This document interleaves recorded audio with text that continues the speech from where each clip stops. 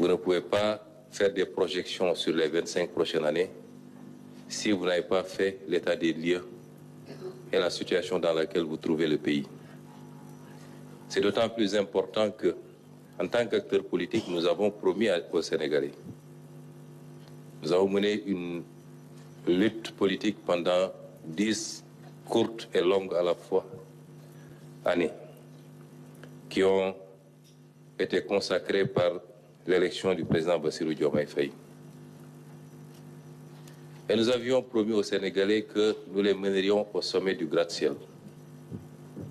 Et je confirme ici que par la volonté de Dieu, nous le ferons. Mais en le faisant, même si nous soupçonnions et même si nous avions quelques éléments de preuve que la situation du pays n'était pas au beau fixe, nous étions loin de nous imaginer que les choses étaient si catastrophiques. Et donc ce que je voudrais dire, c'est que pensant être au premier étage, nous avions promis d'accélérer les choses pour amener le pays au sommet. Après l'inventaire et l'état des lieux, nous nous rendons compte que nous trouvons le pays au 4e sous-sol. Il nous faudra faire un effort de rattrapage qui exigera de notre part à tous beaucoup de sacrifices. Mais en langage beaucoup plus simple, c'est que le ministre vient de nous dire, c'est que les autorités que nous avons remplacées ont menti au pays et ont menti aux partenaires en falsifiant les chiffres publics,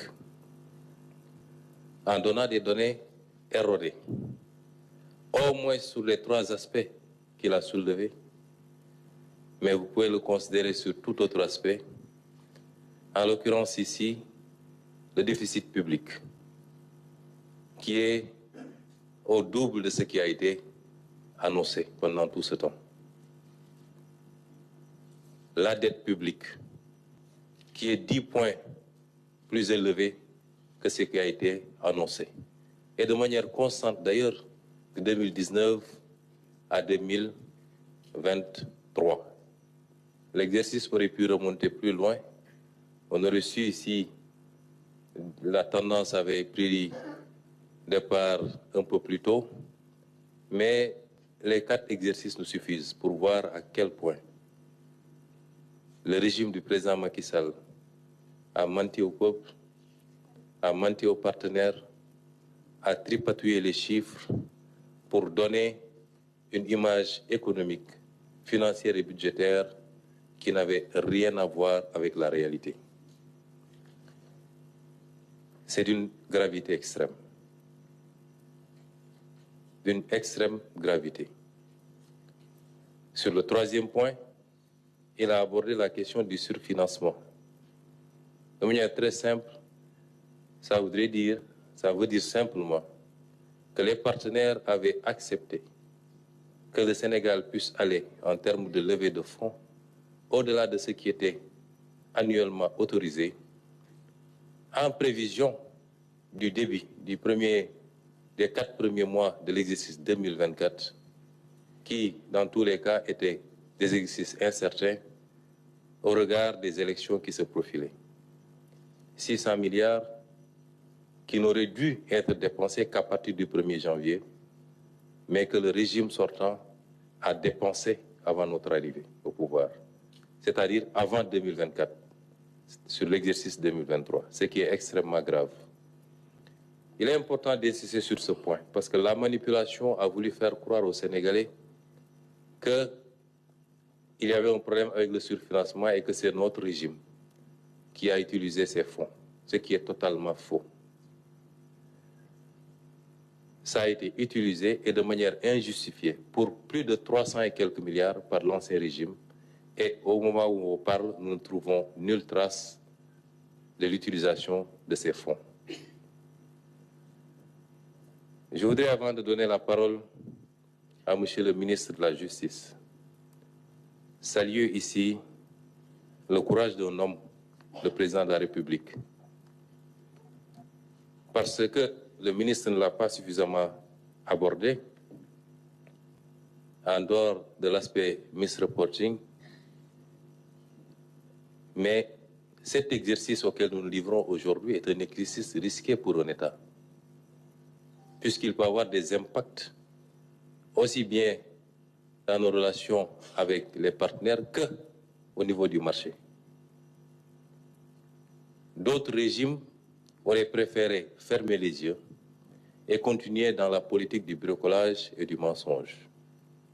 Quand nous avons découvert la situation, nous avons tenu des réunions en présence des ministres concernés.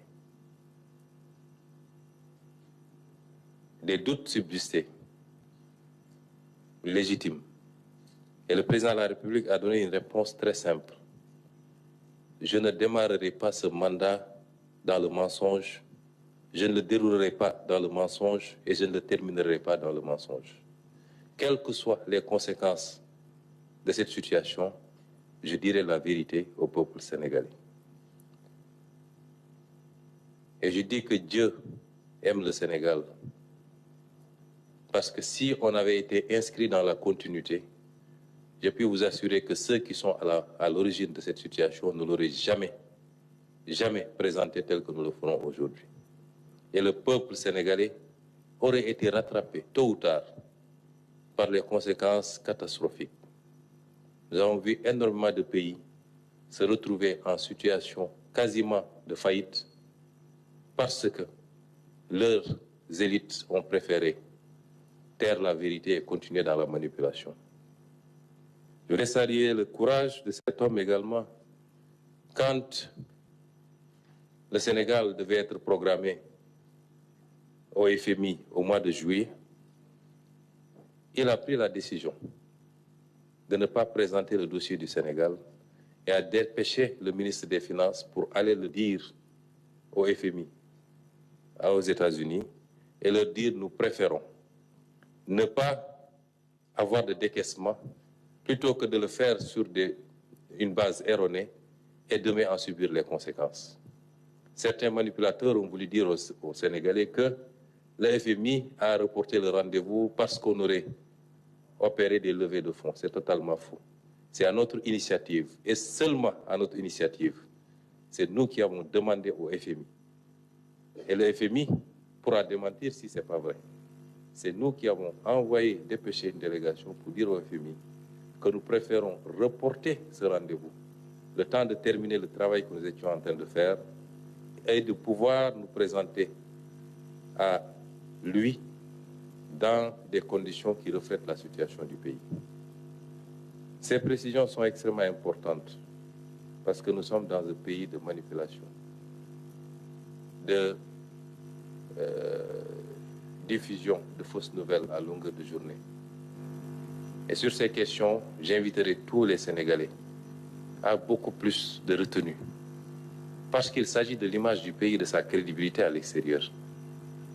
C'est des questions qui relèvent à la limite de sécurité nationale. Et tout Sénégalais qui se prononce, quelle que soit la liberté dont il dispose, doit le faire sur la base de chiffres, de faits et d'informations vérifiées. Je m'en limiterai à ça. Et ces données ou ces informations qui ont été produites ne seront jamais démenties par ceux qui en sont les auteurs. Des ministres ont été présentés ici comme étant les meilleurs ministres des Finances que la République n'ait jamais connus. Le ministre Moustapha Ba, le ministre Amadou Ba, d'abord en tant que ministre et en tant que Premier ministre, et même le président de la République Macky Sall. Et tout ce beau monde a menti aux Sénégalais, a menti au peuple, a menti aux partenaires pour pouvoir simplement bénéficier de fonds et qui, j'y reviendrai après, le plus souvent ont été détournés de leur objectif. C'est une situation